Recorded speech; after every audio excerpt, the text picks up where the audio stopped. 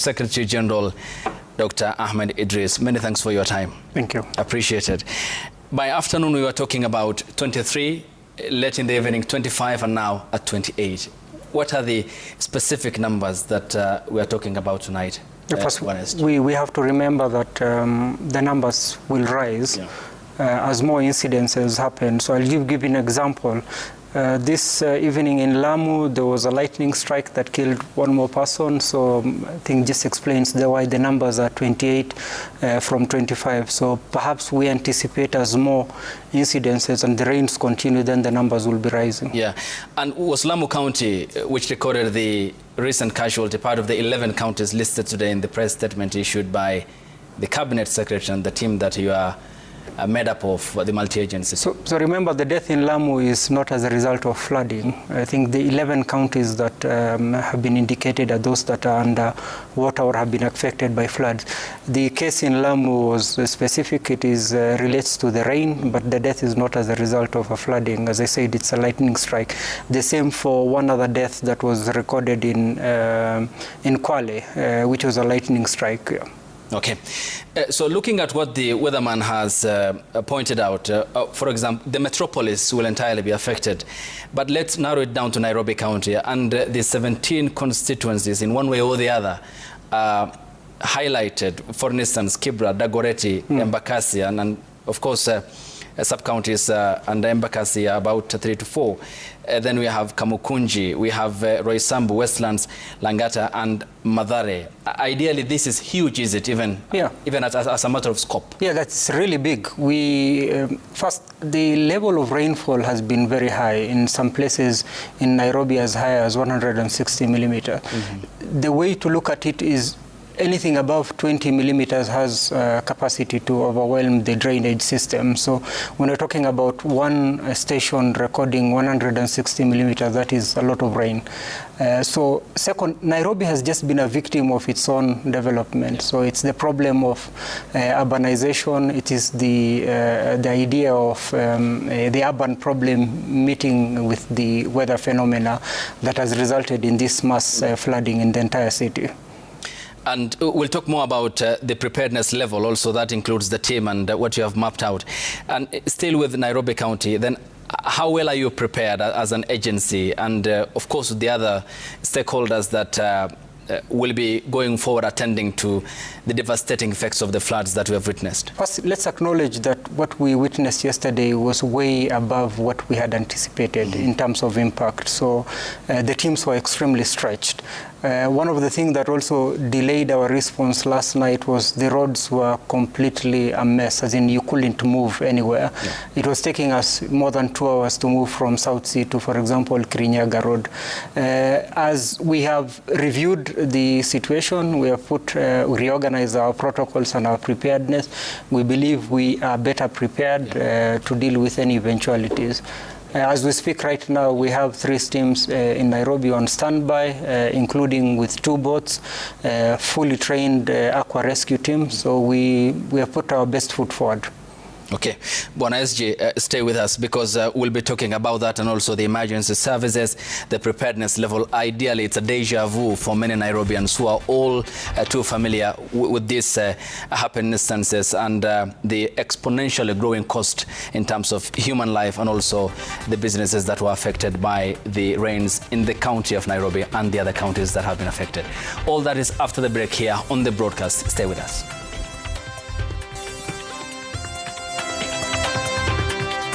I remember the conversation I had with the president as I came to take up this role. And it looks like he knew something I didn't, that I now know. Because he looks at me and he said, "Utawezana," and then he laughed. Steering the African community. Veronica Nduva, Star Citizen TV Community Secretary General, the latter leg of Kenya Star's chief executive. Details after the break.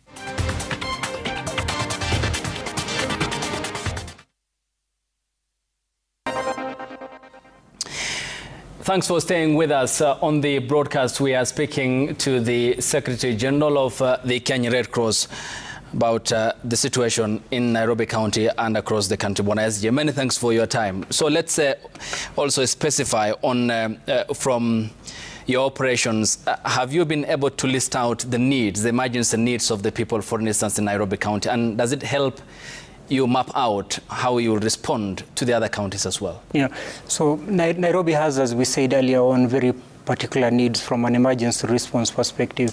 It is an urban area, extremely urbanized. So first of all, the type of hazard, the way it forms and the way it affects the general population is extremely different from other areas.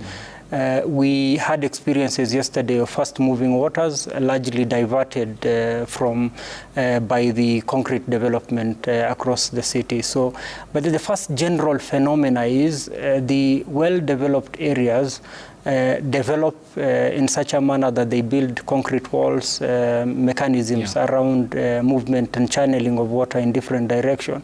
And that water gathers around areas that are slightly poorer, who are not able to divert the water.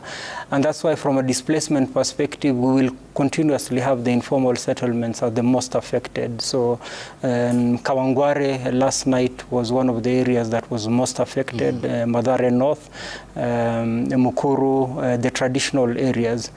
Second, the emergency needs in Nairobi in two parts. One, there is the immediate search and rescue needs for people who either were at risk of being washed away or had already been caught up, marooned by waters in different places, stuck in waters in different points of the city. And that phase of the search and rescue we completed last night. The second part that continued today and is still continuing is searching for any missing person, searching for persons who could have been fatalities. And that's why the numbers, by the way, keep rising. As we find more bodies, then we include it in the total death toll. But then there is the continuous need of support for persons who are displaced, especially people whose houses who are washed away or places of accommodation. And this is largely in the informal settlement. So again, the ones that I listed earlier on. And look, by going by the level of response, and the weatherman says that we're still not out of the woods yet. Is the worst behind us from what you observed from your team yesterday evening? No, we can't say that. For us, we're preparing for the worst. I think the idea is that we have the rainy season is just beginning, that's number one, but the immediate forecast on which we are doing our planning projects the high rainfall to up to the 9th of March. So it means there is every possibility that Nairobi will face a higher level of rainfall. There is every possibility that we will face a similar situation to what Nairobians witnessed yesterday. There are 2 points that we need to make. There's one thing for it to rain, there's another on where the water goes. And I think we need to work actively on that question of how do we have better clearance for the water, better drainage system. Not from a construction perspective, I don't think we can construct drainage between now and the end of the rainfall season, but clearing the existing drainage system. Earlier on, you shared with us the mapping done by the Kenya Red Cross. Are there areas specifically in Nairobi County where you are zeroing in on the search for missing bodies? So the river is connected, so there are people who are washed upstream, and then we have to collect or look for the bodies downstream. There are other contexts where persons who are caught in the rain in their vehicles and so on lost their life, while in those contexts in which they were caught unawares by the waters. But yes, there are particular areas that we are concerned about. We are concerned about these areas for two main reasons. One is a geographic problem. These are places where the roads and the river meet, meaning that if there is a high water levels in those rivers, then the roads get affected, they become impassable, and they become a source of risk to the communities. And then there are other areas that we're extremely concerned about, which are the low-lying areas, and specifically the areas that are much closer to the river, the communities that have settled along the river banks along Nairobi River, and these are the informal settlements largely. But if you look at the map that we shared, and I don't know whether it is possible for the viewers to see, the specific choke points that we are worried about across the city. Yeah. Those choke points have a number of factors that accumulate that make it, from our mapping perspective, extremely risky, and we are monitoring those areas. Yeah.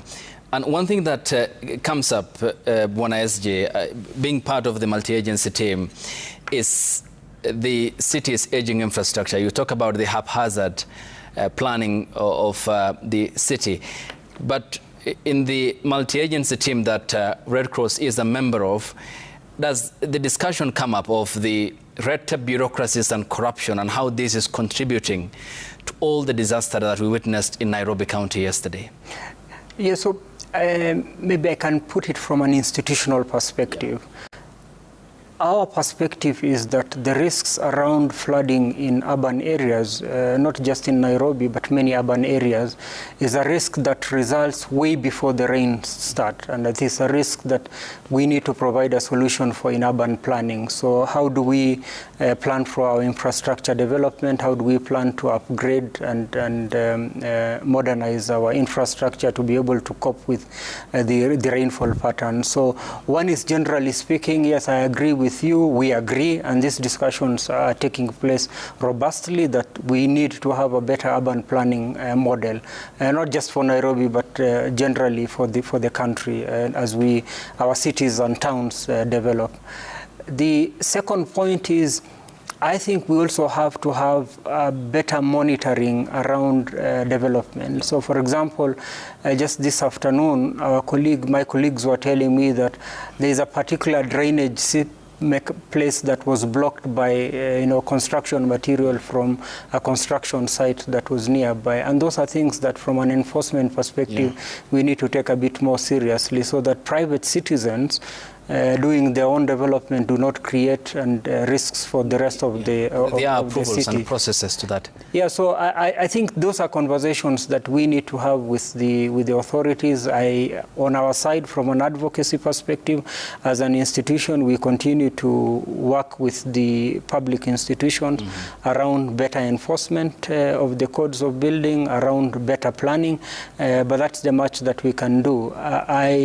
Today in particular, I think from the leadership of Nairobi County, they are in agreement that more needs to be done, and they are openly pushing for more actions to be taken, I think, within the multi-agency team. And as a matter of priority, Dr. you have mentioned those who live in the informal settlements have been affected.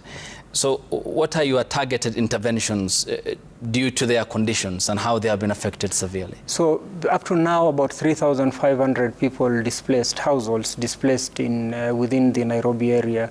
So we're working with the Ministry of Special Programs around those who don't have accommodation. How do we put temporary accommodation mechanisms? And the CS Ruku indicated that in his statement. We're also providing humanitarian support in form of food and other relief items. So tomorrow, I think there's a number of points in the city that will be delivering humanitarian assistance. But our concern now is getting the right information, around displacement, and that's why the teams are doing more assessment across the country. And we're making a specific appeal to the Kenyans. If there are any families who have individuals who are missing, it is important that this is reported. And missing doesn't mean that you've looked for them on phone and you can't find them, but you've looked for them and you can't find them, and their absence is outside a regular pattern in their lives and your interaction with them.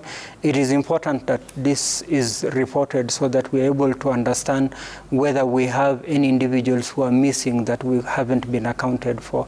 And our request specifically is that our toll-free number is 1199. 1199, please call if there is any concern around missing individuals, so that we can support the multi-agency team around dealing with the issue of family reunification. And Dr. that presser today, The Cabinet Secretary also pointed out 11 counties, plus Nairobi, of course. Ideally, there are other emerging needs, is it? Yeah. And how is Red Cross tailoring its reach and interventions to those who have been affected across the other counties as well, given the predictions now the weatherman has given us? So one, we greatly respect the weather forecast. So our policy position is that our intervention is planned around anticipatory planning. Once we received the weather forecast, we had already started rolling the wheels around putting in place a proper response mechanism. So we've spread out our resources and assets to where they're needed most. We have prepositioned the items that are required, non-food items in form of temporary shelter, in form of kitchen sets, and other items that are needed by displaced population. And in that manner, we are ready to support the communities as and when the needs arises. So we're talking about 11 counties for the time being, but as the rains continue, those numbers may change. Yeah. There are certain counties that we're monitoring, so like Siaya, it's not affected, but we are monitoring Rivayala and the levels of Rivayala. Busia, we're now witnessing the backflow of the lake, so we're anticipating if the rains continue, we will have more issues. Okay. So let's keep watching. And as an institution for us, it's that two-pronged.